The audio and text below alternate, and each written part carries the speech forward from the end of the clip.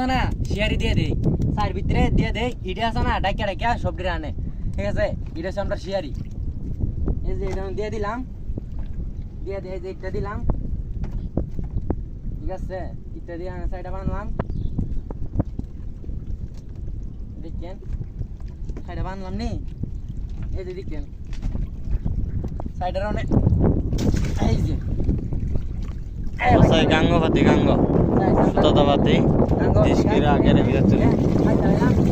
গাঙ্গ 27 পানি 25 পানির মতো আছে এই যে দেখেন গাইস